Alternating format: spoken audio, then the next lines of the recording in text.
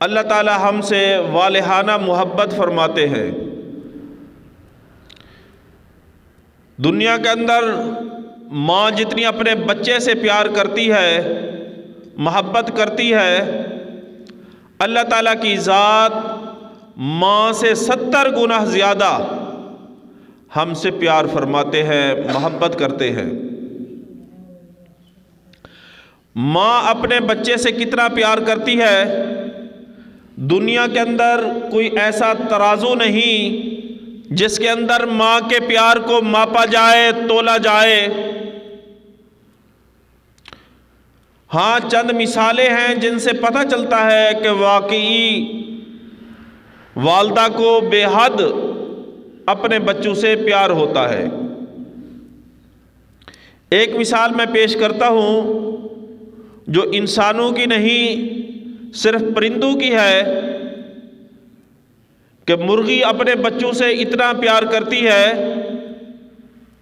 کہ اگر کوئی مشکل وقت آ جائے تو اپنی جان کی پرواہ نہیں کرتی۔ جب مرغی کے چھوٹے چھوٹے بچے ہوتے ہیں، اگر کوئی بلی حملہ آور ہو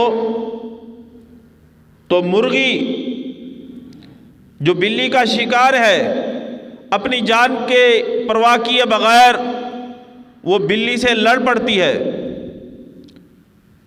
اسی طرح کوئی اور جانور کتا حملہ آور ہو تو کبھی اپنے بچوں کو نہیں چھوڑتی بلکہ ان کا دفاع کرتی ہے، اور کوا آ جائے تو اپنے بچوں کو وہ اپنے پرو کے نیچے چھپا لیتی ہے۔ تو جب ایک مرغی کو اس قدر پیار ہے تو انسان کو کتنا اپنے بچوں سے پیار ہے، اور رب العزت کی ذات جو ہمارے خالق ہیں، جس نے ہمیں پیدا کیا، اس کو ہم سے کتنا پیار ہے۔ اللہ تعالیٰ کے پیار کا بھی ایک واقعہ میں عرض کر دیتا ہوں۔ مسلم شریف کی روایت ہے کہ ایک دفعہ 3 لوگ سفر کر رہے تھے، پہاڑی سفر تھا کہ اچانک طوفان برپا ہوا، بارش آئی، موسلادھار بارش، اور اس کے اندر اولے برسنے لگے۔ تو اب یہ بھاگے ایک پہاڑ کے دامن میں گئے، غار نظر آئی، یہ اپنی جان بچاتے ہوئے اس غار کے اندر داخل ہوئے۔ تھوڑی دیر انہوں نے سکون کیا، بیٹھے، اچانک دیکھا کہ اوپر پہاڑ سے ایک بھاری پتھر گرا ہے جس نے آ کر غار کا منہ بند کر دیا ہے، اب باہر نکلنا مشکل ہے۔ تینوں نے بڑی کوشش کی، زور لگایا، لیکن پتھر بھاری تھا، ان کے بس میں نہیں تھا کہ وہ اپنی جگہ سے سرک سکے۔ غار کے اندر اندھیرا چھا گیا، اب خطرہ تھا کہ یہیں کہیں جان نکل جائے گی۔ موبائل دور نہیں تھا، کسی سے رابطہ نہیں تھا، بیابان جنگل ہے، پہاڑ ہے، وہاں کوئی ان کی سننے والا نہیں۔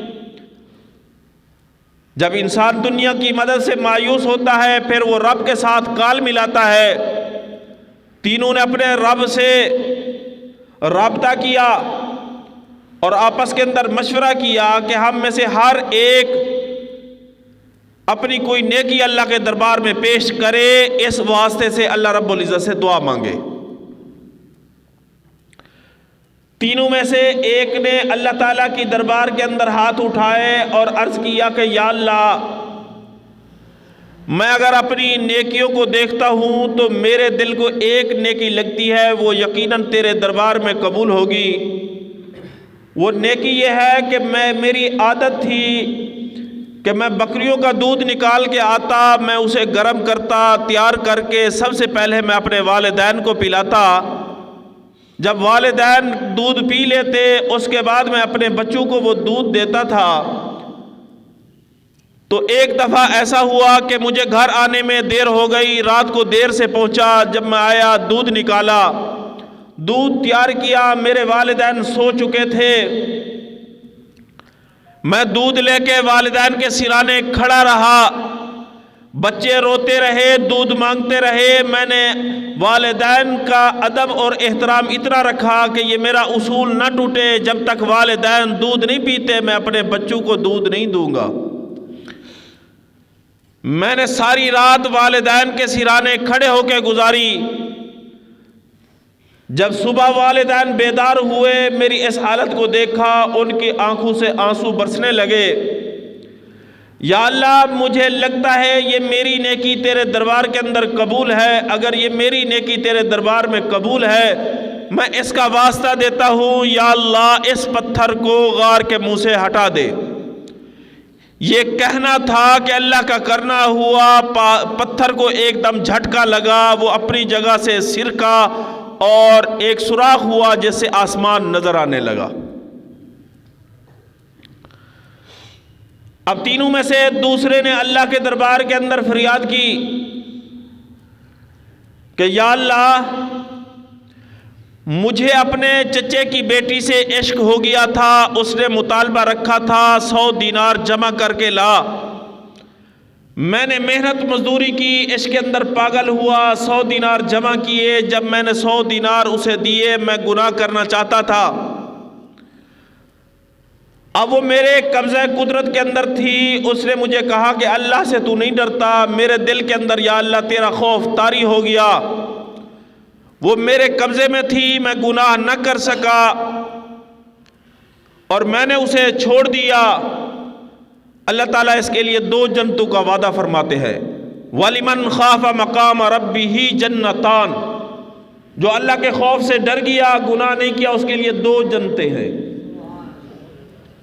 یا اللہ، اگر یہ نیکی تیرے دربار کے اندر قبول ہے تو ہم مصیبت کے اندر ہیں، آفت کے اندر ہیں، غار کے منہ سے اس چٹان کو ہٹا دے۔ اللہ کا کرنا یہ ہوا، تھوڑا سا اور پتھر اپنی جگہ سے رسک گیا، تھوڑا سا اور راستہ بن گیا۔ تیسرا اللہ کی دربار کے اندر فریاد کرتا ہے کہ یا اللہ، ایک دفعہ میں ایک مزدور کو پکڑ کے لایا، میں نے اسے مزدوری کرائی اور اسے مزدوری طے تھی کہ اس کو 1 سا چاول دینے ہیں، میں نے مزدوری کے اندر چاول دینے تھے۔ جب شام ہوئی ہمارا اختلاف ہوا، وہ چاول چھوڑ کر چلا گیا، میں اس کی مزدوری نہ دے سکا، مجھے احساس ہوا، میں نے ان چاولوں سے کاروبار کیا، پھر وہ کاروبار بڑھتا رہا، میں نے ایک گائے خریدی، پھر وہ گائے بڑھتی پھلتی پھولتی گایوں کا ایک ریوڑ بن گیا، اس کے لیے ایک خادم آ گیا، بڑے عرصے کے بعد اس سے ملاقات ہوئی، اس نے مجھ سے 1 دن کی اجرت مانگی، میں نے اسے بتایا کہ یہ سارا ریوڑ اور غلام تیرا ہے، وہ کہنے لگا کہ میرے سے تو مذاق کر رہا ہے، میں نے کہا کہ نہیں، میں سچ کہہ رہا ہوں، 1 دن کی مزدوری سے میں نے تجارت کی، یہ سارا ریوڑ کا تو مالک ہے۔ میں نے سارا ریوڑ اس کے حوالے کیا، غلام اس کے حوالے کیا۔ یا اللہ، یہ نیکی اگر تیرے دربار کے اندر قبول ہے تو میں تجھے اس نیکی کا واسطہ دیتا ہوں، اس چٹان کو اس غار کے منہ سے ہٹا تاکہ ہماری زندگی بچ سکے۔ اللہ کا کرنا یہ ہوا کہ ایک دم جھٹکا لگا اور وہ پتھر پورا کا پورا غار کے منہ سے ایک طرف جا گرا۔ تو دیکھو اللہ تعالیٰ اپنے بندوں سے کس قدر پیار فرماتے ہیں، اس کی ایک جھلک قرآن مجید کے اندر بھی نظر آتی ہے۔ اللہ تعالیٰ ارشاد فرماتے ہیں، قُلْ يَا عِبَادِيَ الَّذِينَ أَسْرَفُوا عَلَىٰ أَنفُسِهِمْ لَا تَقْنَطُوا مِن رَحْمَةِ اللَّهِ۔ یہاں اللہ تعالیٰ نے کہا اے میرے بندے، یوں نہیں کہا کہ اے لوگو، اے انسانو، یا جو نیک ہوتے ہیں ان کو پکارتے یا ایھا الذین آمنوا، ایمان والو، یا اے علماء، اے طلباء، اے نماز پڑھنے والے، اے تہجد پڑھنے والے، بلکہ کیا کہا، یا عبادی الذین اسرفوا علی انفسہم، جنہوں نے اپنی جانوں کے اوپر ظلم کیا۔ علی استیاب کے لیے آتا ہے، گھیر لینے کے لیے آتا ہے، کہ اپنی جانوں پہ اتنے ظلم کیے، اتنے گناہ کیے کہ سر سے پاؤں تک کوئی جگہ ہی نہیں، وہ انسان ہی نظر نہیں آتے، اس قدر وہ اپنے گناہوں کے اندر ڈوبے ہوئے ہیں۔ علماء کرام فرماتے ہیں کہ اس کا مطلب یہ ہے کہ جب سے پیدا ہوئے گناہ کرتے چلے گئے، گناہوں سے انہوں نے زمین کو بھر ڈالا، پھر ان گناہوں کے اوپر گناہ ڈال دیے جائے، اور بڑھتے بڑھتے بڑھتے ان کی جو سطح ہے وہ آسمان تک پہنچ جائے۔ آج تک کوئی آسمان تک نہیں پہنچ سکا اور نہ ہی کوئی آسمان دیکھ سکا ہے، زمین کا سارا خلا گناہوں سے بھر جائے، یہ معنی ہے الذین اسرفوا علی انفسہم۔ تو اللہ تعالیٰ انہیں امید دلاتے ہیں لا تقنطوا من رحمت اللہ، کہ اللہ کی رحمت سے نا امید نہ ہو۔ اللہ اب بھی پکار رہا ہے۔ تو اگر اتنے گناہ بھی کوئی کر کے اللہ کے دربار میں آئے، ایک دفعہ کہ یا اللہ میری توبہ، یا اللہ مجھے معاف فرما، اللہ تعالیٰ معاف فرما دیتے ہیں۔ دنیا کے اندر غلطی ہو جائے، بھائی بھائی سے معافی مانگتے مانگتے زندگی بیت جاتی ہے، بھائی بھائی کو معاف کرنے کے لیے تیار نہیں، خاوند بیوی کو معاف کرنے کے لیے تیار نہیں، خاوند سے کوئی غلطی ہو جائے بیوی ساری زندگی معاف کرنے کے لیے تیار نہیں، والدین بعض دفعہ اپنی اولاد کو معاف نہیں کرتے، کئی دفعہ وہ معافیا مانگتے ہیں۔ لیکن اللہ تعالیٰ کی اتنی رحمت ہے، اتنی محبت ہے کہ اگر ایک دفعہ اللہ کو کہہ دیا جائے ندامت کے ساتھ یا اللہ میری توبہ، یا اللہ میرے گناہوں کو معاف فرما، اللہ تعالیٰ گناہوں کو معاف بھی فرما دیتے ہیں اور ان گناہوں کو نیکیوں کے ساتھ بھی بدل دیتے ہیں۔ اب جب اللہ تعالیٰ کو اتنی ہم سے محبت ہے تو ہمیں بھی اللہ سے محبت کرنی چاہیے، چونکہ اللہ تعالیٰ نے یہ ہمارے جسم کے اندر عذاب پیدا کیے ہیں، ہر ایک کا اپنا اپنا کام ہے۔ اللہ تعالیٰ نے آنکھیں پیدا کی، آنکھوں کا کام ہے دیکھنا، اللہ تعالیٰ نے کان پیدا کیے، ان کا کام ہے سننا، اللہ تعالیٰ نے ناک عطا فرمائی، اس کا کام ہے سونگھنا، اللہ نے زبان پیدا فرمائی، اس کا کام ہے بولنا، اللہ تعالیٰ نے دماغ دیا، اس کا کام ہے سوچنا، اللہ نے ہاتھ دیے، اس کا کام ہے پکڑنا، اللہ تعالیٰ نے پاؤں دیے، اس کا کام ہے چلنا، اللہ رب العزت نے دل دیا، اس کا کام ہے محبت کرنا۔ یہ دل بغیر محبت کے نہیں رہ سکتا۔ جتنا بھی دل کو بچایا جائے پھر بھی کسی پہ جا مرتا ہے، تو کیوں نہ اپنے رب سے محبت کی جائے جو ہمارا خالق ہے، ہمارا مالک ہے۔ اور محبت کرنے کی 4 وجہ ہو سکتی ہے، ان میں سے پہلی وجہ یہ ہے کہ کسی کے پاس بہت سارے خزانے ہوں، مال و دولت ہو، انسان مال و دولت پہ مر مٹتا ہے، مال و دولت اور خزانوں کی وجہ سے محبت کرتا ہے۔ تو میں قربان جاؤں اللہ تعالیٰ کی ذات پہ، اللہ تعالیٰ اپنا تعارف خود فرماتے ہیں وَلِلَّهِ خَزَائِنُ السَّمَاوَاتِ وَالْأَرْضِ، زمین و آسمان کے جتنے خزانے ہیں سب کا مالک رب العالمین ہے۔ جو کچھ انسانوں کے پاس نظر آ رہا ہے، زمین کے اندر نظر آ رہا ہے، سمندر میں نظر آ رہا ہے، اور جو کچھ اللہ تعالیٰ نے زمین کے نیچے چھپا رکھا ہے، جو ہمارے پاس موجود ہے، حتیٰ کہ ہم خود بھی اللہ کی ملکیت میں ہیں، ہم سب کا مالک اللہ ہے۔ تو یہ سارے خزانے اللہ تعالیٰ کے پاس ہے۔ تو اب اللہ تعالیٰ کا حق ہے کہ اللہ جنت کے مالک ہے، جنت کے باغات کے مالک ہیں۔ اللہ تعالیٰ نے جنت کے اندر جو مکانات بنائے ان میں سے ایک اینٹ سونے کی لگائی، ایک چاندی کی لگائی، اور اس کا جو گارا تھا وہ مشک اور کستوری کا گارا بنایا، اس کے ساتھ اللہ تعالیٰ نے محلات کھڑے کیے،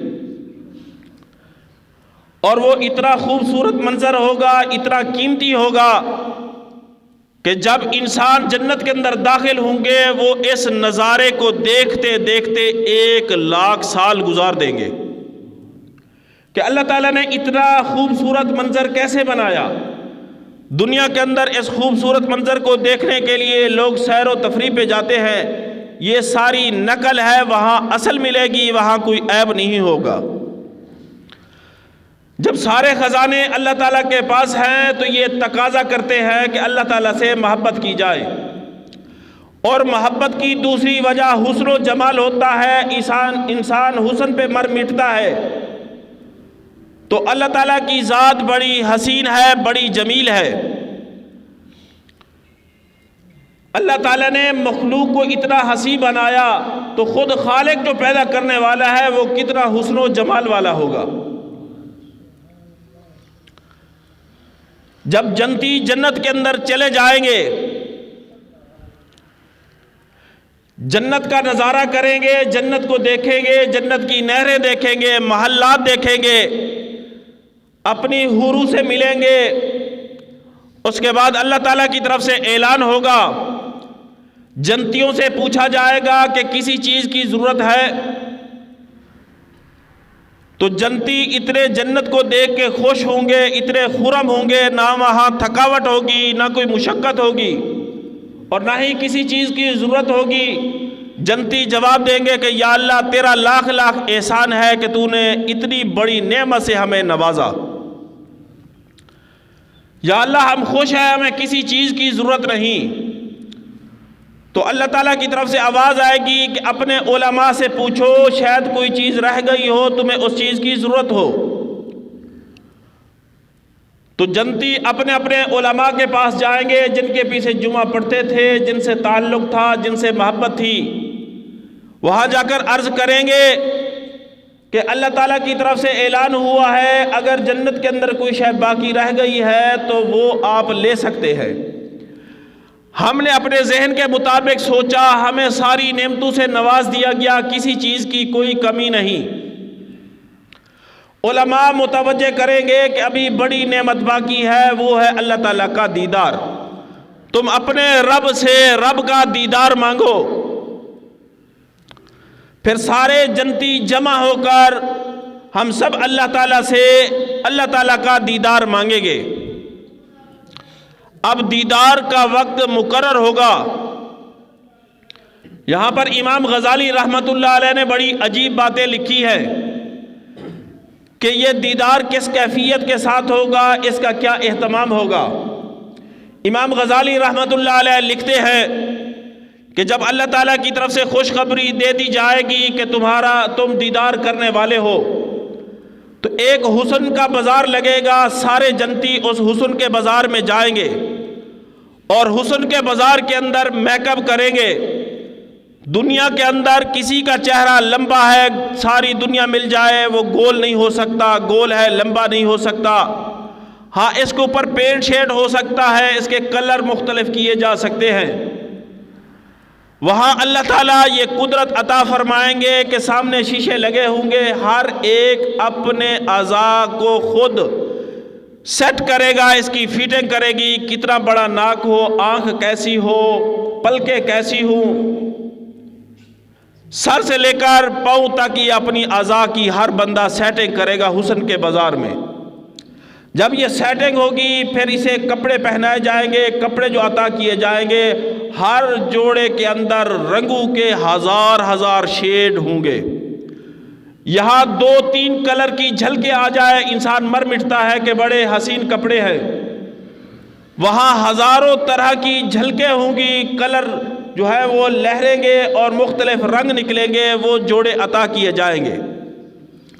امام غزالی رحمت اللہ علیہ فرماتے ہیں کہ پھر اللہ تعالیٰ ان سب کو حکم دے گے کہ اب تم جنت عدن میں آ جاؤ۔ تو سارے جنتی جنت عدن کے اندر آ جائیں گے۔ وہاں پر اللہ تعالیٰ جنتیوں کی مہمانی کریں گے، وہاں پر کھانا عطا کریں گے۔ وہاں پر ایک قسم کا کھانا نہیں ہوگا، ہر جنتی کے سامنے 70,000 قسم کے کھانے رکھے جائیں گے۔ دنیا کے اندر بڑی سے بڑی دعوت ہو، 10-12 کھانے ہو جائے، کہتے ہیں بڑا اہتمام کیا۔ تو اللہ تعالیٰ جنتیوں کی دعوت کریں گے اور 70,000 کھانے ہر ایک کے سامنے رکھ دیے جائیں گے۔ ہر ایک سیر ہو کے کھانا کھائے گا، وہاں بھوک نہیں ہوگی۔ سیر ہو کے کھانا کھائے گا، جیسے کھانا کھائے گا ایک خوشبودار ڈکار آئے گا، سارا کھانا ہضم ہو جائے گا۔ وہاں پر مشروبات ہوں گے، مشروبات پیے گا، لطف اندوز ہوئے گا۔ پھر اللہ تعالیٰ حضرت داؤد علیہ السلام کو حکم دیں گے، اللہ تعالیٰ نے دنیا کے اندر حضرت داؤد علیہ السلام کو بڑی ہی خوبصورت آواز عطا فرمائی۔ اللہ تعالیٰ داؤد علیہ السلام کو حکم دیں گے، وہ اپنی سریلی آواز کے اندر اس پروگرام کا افتتاح کریں گے، اور سریلی آواز کے اندر اس دعوت کے بعد وہ کتاب زبور کی تلاوت کریں گے۔ اس کے بعد اللہ تعالیٰ آقا صلی اللہ علیہ وسلم کو فرمائیں گے، اور آقا صلی اللہ علیہ وسلم اپنی خوبصورت آواز کے اندر ہمیں سورہ یاسین کی تلاوت سنائیں گے۔ آج 1400 سال بیت گئے، قاری صاحب کی آواز اچھی ہو، اچھے انداز سے قرآن مجید پڑھے، ہم سب جھومنے لگتے ہیں۔ تو جس کے سینہ اطہر پر اللہ رب العزت نے قرآن مجید نازل کیا، جو اول مخاطب ہے، اور وہ اپنے انداز کے اندر سورہ یاسین کی تلاوت کریں گے، سب جھومنا شروع ہو جائیں گے۔ اس کے بعد اللہ تعالیٰ اپنے نور کے پردوں کو ہٹائیں گے، اللہ تعالیٰ اپنا دیدار کریں گے، اور اللہ تعالیٰ سورہ رحمان کی تلاوت فرمائیں گے۔ ہم مخلوق ہیں، مخلوق خالق کا کلام پڑھے، کتنا مزہ آتا ہے جب خالق اپنا کلام اپنی زبان سے سنائیں گے، کتنا لطف ہوگا۔ امام غزالی رحمۃ اللہ علیہ لکھتے ہیں کہ جب اللہ تعالیٰ کا دیدار ہوگا، سب کی نظریں اللہ تعالیٰ پہ جم جائیں گی۔ حدیث پاک کے اندر آتا ہے، صحابہ کرام رضوان اللہ تعالیٰ علیہم اجمعین نے آقا صلی اللہ علیہ وسلم سے عرض کیا کہ یا رسول اللہ، جب ہم اللہ کو دیکھیں گے اتنا زیادہ بھیڑ ہوگی، کیسے اللہ کا دیدار کریں گے؟ تو آقا صلی اللہ علیہ وسلم نے ارشاد فرمایا، کبھی سورج کو دیکھتے ہوئے بھیڑ ہوئی ہے؟ صحابہ نے کہا نہیں۔ تو آقا صلی اللہ علیہ وسلم نے ارشاد فرمایا، اللہ تعالیٰ ایسے واضح ہوں گے، اس میں دیکھنے کے اندر کوئی دھکم پیل نہیں ہوگی، ہر ایک اپنی جگہ پر کھڑا ہو کر آسانی کے ساتھ اللہ کا دیدار کر سکے گا۔ اللہ تعالیٰ کے دیدار کو کسی کے ساتھ تشبیہ نہیں دی جا سکتی، اس کی کوئی کیفیت نہیں بیان کی جا سکتی، مثال بیان نہیں کی جا سکتی، کیونکہ اللہ تعالیٰ کی ذات جو ہے وہ خالق ہے، ہم مخلوق ہیں۔ یہاں دنیا کے اندر اس کی مثال نہیں دی جا سکتی، تشبیہ نہیں دی جا سکتی۔ امام غزالی رحمۃ اللہ علیہ اتنا لکھتے ہیں کہ جب مسلمان دیکھنا شروع ہوں گے تو اس وقت سے لے کر جب تک دیدار ہوگا 9 لاکھ سال اپنی آنکھوں کی ٹکیا باندھ کر اپنے رب کا سارے جنتی دیدار کریں گے، 9 لاکھ سال۔ اور آخرت کا ایک دن دنیا کے 50,000 سال کے برابر ہوگا۔ آخرت کے لحاظ سے 9 لاکھ سال اللہ کا دیدار ہوگا، سب کو جنتی بھول جائیں گے کہ جس رب نے پیدا کیا اس رب کو دیکھنے میں سارے مصروف ہیں۔ یہاں مولا اشرف علی تھانوی نے ایک نکتہ لکھا ہے کہ اتنا بڑا دیدار ہوگا، اگر اب اللہ تعالیٰ ایک دم نظروں سے اوجھل ہو جائے تو جنتیوں کی پیاس نہیں بجھے گی، جنتی تو پیاسے رہ جائیں گے۔ اس کا مطلب یہ ہے کہ جنت میں ہماری ضرورت پوری نہیں ہوئی۔ اگر اللہ تعالیٰ جلوہ افروز ہوں اور بندے خود تھک کے چلے جائیں تو اس کا مطلب یہ ہے کہ یہ ہمارے لیے انتہائی ندامت کی بات ہے کہ رب العالمین جلوہ افروز ہوں اور ہم تھک کے بھاگ جائیں، یہ اچھا نہیں۔ تو انہوں نے لکھا ہے کہ یہ دیدار ختم کیسے ہوگا؟ 9 لاکھ سال دیکھنے کے بعد اللہ تعالیٰ کے 2 رخ ہیں، ایک اللہ تعالیٰ کی ذات کے اندر جمال ہے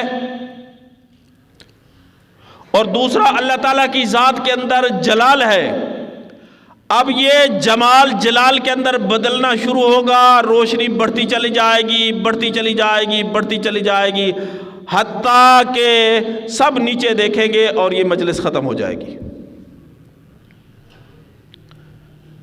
تو جب اللہ تعالیٰ کی ذات اتنی حسین ہے اور سارے خزانے بھی اللہ کے پاس ہے تو اب اللہ کا حق ہے کہ ہم اللہ سے محبت کریں۔ پہلی وجہ مال و دولت ہوتی ہے اللہ تعالیٰ کے پاس، وَلِلَّهِ خَزَائِنُ السَّمَاوَاتِ وَالْأَرْضِ، زمین و آسمان کے خزانے رب کے پاس ہیں، تو رب کا حق ہے کہ ہم رب سے محبت کریں۔ دوسری محبت کی وجہ حسن و جمال ہو سکتی ہے، تو رب العالمین سے زیادہ حسین سوچنا بیکار، تو رب العالمین کا حق ہے کہ رب العالمین سے محبت کی جائے۔ تیسری وجہ کسی کا فضل اور کمال ہوتا ہے، اس کی کوالٹی ہوتی ہے۔ اگر کوئی کھلاڑی اچھا میچ کھیلے، اس کی کٹ کا نمبر لوگ پسند کرتے ہیں، اس جیسی کٹ پہننا شروع کر دیتے ہیں کہ اس کے اندر ایک کوالٹی ہے، اور سارا فضل اور کمال تو اللہ تعالیٰ کا ہے۔ اللہ تعالیٰ کے 99 نام ہیں، ابھی تک ہم نے وہ نام یاد نہیں کیے، ہر نام کی کیا خصوصیت ہے، اس کے اندر کیا راز ہے، اللہ کی کتنی قدرت ہے، کتنی طاقت ہے، اس کا ہمیں اندازہ ہی نہیں۔ تو سارے کے سارے کمالات کس کے ہیں؟ وہ اللہ کے ہیں۔ اگر مخلوق میں سے کسی کے اندر کوئی کمال نظر آتا ہے، یہ در حقیقت اللہ کا کمال ہے کہ اللہ نے اسے ذہن دیا، اللہ نے اسے طاقت دی، اللہ نے اسے یہ ٹیلنٹ دیا۔ اللہ تعالیٰ خود قرآن مجید کے اندر ارشاد فرماتے ہیں، قُلْ لَوْ كَانَ الْبَحْرُ مِدَادًا لِكَلِمَاتِ رَبِّي لَنَفِدَ الْبَحْرُ قَبْلَ أَن تَنْفَدَ كَلِمَاتُ رَبِّي وَلَوْ جِئْنَا بِمِثْلِهِ مَدَدًا۔ آقا صلی اللہ علیہ وسلم کو ارشاد فرمائی نے کہہ دو، اگر سارے سمندر سیاہی بن جائیں اور سارے درختوں کی کلمیں بنا دی جائیں، اللہ کے کمالات لکھنا شروع کرو، یہ کلمیں ختم ہو جائیں گی، سمندر ختم ہو جائیں گے، اللہ کے کمالات ختم نہیں ہوں گے۔ اگر فضل اور کمال کو دیکھا جائے تو حق بنتا ہے کہ ہم اللہ سے محبت کریں۔ چوتھی محبت کی وجہ احسان ہوتا ہے۔ کہتا ہے انسان عبد الاحسان، اگر انسان پہ کوئی احسان کر دے بندہ اس کا غلام بن جاتا ہے، اس کے لیے بک جاتا ہے کہ اس کے مجھ پہ احسانات ہیں۔ تو سارے کے سارے احسانات اللہ تعالیٰ کے ہیں کہ اللہ نے ہمیں انسان پیدا کیا، سر سے لے کر پاؤں تک بے شمار نعمتوں سے نوازا۔ اللہ تعالیٰ ہمیں انسان پیدا نہ کرتے، کوئی درندہ پیدا کر دیتے، ہم کیا کر سکتے تھے؟ اللہ نے ہمیں انسان پیدا کیا، اللہ تعالیٰ ہمیں دماغ نہ دیتے، پاگل ہوتے، ہمارا کیا بس چل سکتا تھا؟ اللہ تعالیٰ نے ہمیں آنکھیں دی، آنکھیں نہ دیتے، نابینا ہوتے، اندھے ہوتے۔ اللہ نے زبان کی نعمت سے مالا مال کیا، زبان نہ ہوتی ہم گنگے ہوتے، کان نہ ہوتے بہرے ہوتے، پاؤں نہ ہوتے لنگڑے ہوتے، ہاتھ نہ ہوتے لولے ہوتے۔ اللہ تعالیٰ نے ہزاروں نعمتیں ہمارے جسم کے اندر رکھی، اور یہ سب کا سب اللہ تعالیٰ کا احسان ہے۔ پھر اللہ نے احسان فرمایا، ہماری ہدایت کے لیے اللہ تعالیٰ نے انبیاء کو بھیجے، اور ہمارے اوپر تو اور زیادہ احسان کیا کہ اللہ تعالیٰ نے ہمارے لیے حضرت محمد مصطفیٰ صلی اللہ علیہ وسلم کو اس دنیا کے اندر مبعوث فرمایا۔ اللہ تعالیٰ نے اسی طرح اشارہ کیا، لَقَدْ مَنَّ اللَّهُ عَلَى الْمُؤْمِنِينَ إِذْ بَعَثَ فِيهِمْ رَسُولًا۔ اللہ تعالیٰ نے دوسری جگہ ارشاد فرمایا، وَإِن تَعُدُّوا نِعْمَةَ اللَّهِ لَا تُحْصُوهَا، کہ اگر تم اللہ کی نعمتوں اور احسانات کو شمار کرنا چاہو انہیں گن نہیں سکتے، تمہارے بس میں نہیں۔ تو محبت کی 4 وجہ ہو سکتی ہے۔ پہلی وجہ ہے مال و دولت، تو سارے کے سارے خزانے یہاں اور آسمانوں میں جہاں کہیں ہیں، ان سب کا مالک اللہ تعالیٰ کی ذات ہے۔ وَلِلَّهِ خَزَائِنُ السَّمَاوَاتِ وَالْأَرْضِ۔ محبت کی دوسری وجہ حسن و جمال ہے، تو سارا کا سارا حسن و جمال جو ہمیں نظر آتا ہے یہ اللہ نے پیدا کیا، وہ خالق کتنا حسین ہوگا، اس کا نظارہ جنت کے اندر انشاءاللہ ضرور ہوگا۔ محبت کی تیسری وجہ فضل اور احسان ہو سکتا ہے، اور اللہ تعالیٰ کے بے شمار ہم پہ فضل اور احسانات ہیں۔ اور چوتھے نمبر پر اللہ تعالیٰ کا احسان کہ اللہ تعالیٰ نے ہم پہ بے شمار احسانات کیے، تو اب حق بنتا ہے کہ ہم اللہ تعالیٰ سے محبت کریں۔ اللہ تعالیٰ کی ہم سے بے حد محبت شروع کے اندر میں عرض کر چکا، جتنی اللہ تعالیٰ ہم سے محبت کرتے ہیں اس محبت کے سمندر میں سے ایک قطرہ بھی ہمیں اللہ سے محبت ہو جائے تو ہماری دنیا اور آخرت بن جائے۔ آج دنیا کے ساتھ محبت ہے، اس کے لیے کتنے پاپڑ میلتے ہیں، بچوں کے ساتھ محبت ہے، ان کی محبت میں آ کر انسان کس قدر مکان بناتا ہے، ان کے لیے چیزیں خرید کرتا ہے، کپڑے خرید کرتا ہے، ان کے لیے روزی روٹی کے لیے تگ و دو کرتا ہے، جبکہ سب کچھ دینے والی ذات اللہ کی ہے۔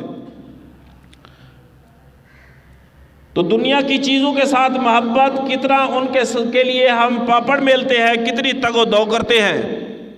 اللہ تعالیٰ سے محبت ہو جائے، اور کتنی محبت ہو جائے، جتنی اللہ ہم سے کرتے ہیں اس میں سے ایک قطرہ محبت ہو جائے، اللہ کی نافرمانی نہیں ہو سکتی۔ ایک دفعہ حضرت جنید بغدادی رحمت اللہ علیہ بیت اللہ کا طواف کر رہے ہیں، اچانک نظر پڑی ایک نوجوان لڑکی اللہ کے گھر کا طواف کرتے ہوئے رو رہی ہے، اور وہ کچھ جملے کہہ رہی ہے کہ میں نے دل کو بڑا قابو کیا لیکن پھر بھی یہ میرے ہاتھ سے نکل گیا، یہ میں اس کو ضبط نہ کر سکی، یہ کہیں جا کے لگ گیا، اس طرح کے اشعار پڑھ رہی تھی۔ جنید بغدادی رحمت اللہ علیہ نے ایک دم اس بچی کو جھڑکا اور فرمایا کہ اے نوجوان لڑکی، یہاں آ کر یہ کون سے عشق کے اشعار پڑھ رہی ہے؟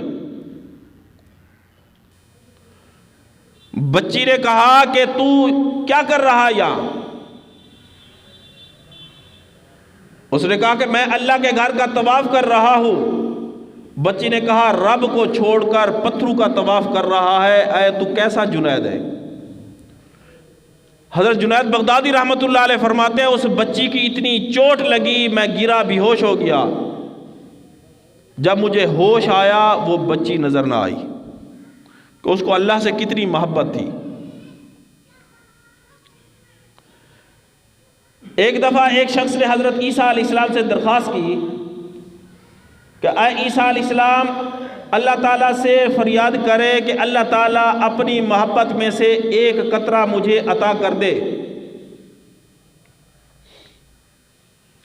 حضرت عیسیٰ علیہ السلام نے دعا کی کہ یا اللہ اس شخص کو اپنی محبت میں سے ایک قطرہ عطا فرما دیجئے۔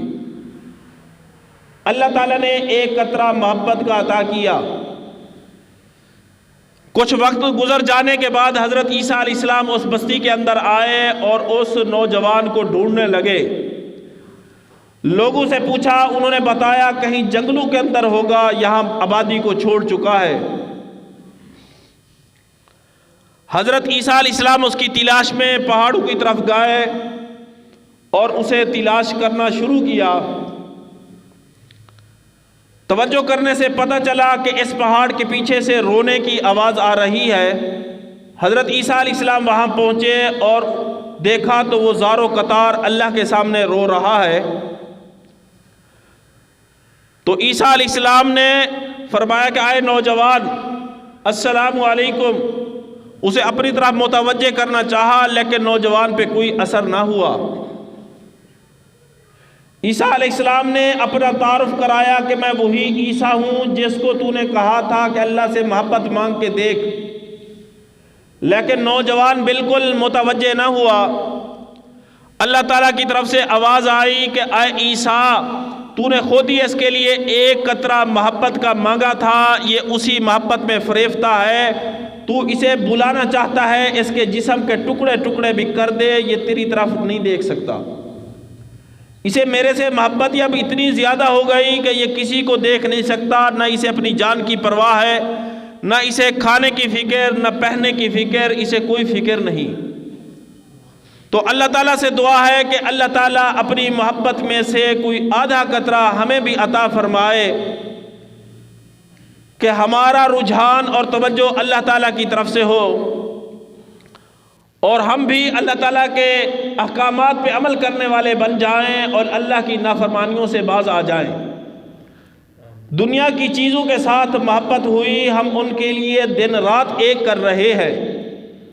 اللہ کے ساتھ محبت کا ایک قطرہ مل جائے، ہم اللہ کو منانے کی فکر میں لگ جائیں گے۔ دن رات پھر ایک ہی فکر ہوگی، اللہ ہم سے راضی ہو جائے، اللہ ہم سے روٹھ نہ جائے۔ تو اللہ تعالیٰ مجھے آپ کو اپنی محبت میں سے حصہ عطا فرمائے۔ وآخر دعوانا ان الحمد للہ رب العالمین۔ جامعہ شمس العلوم بہت عظیم الشان ہے، جامعہ شمس العلوم بہت عظیم الشان ہے۔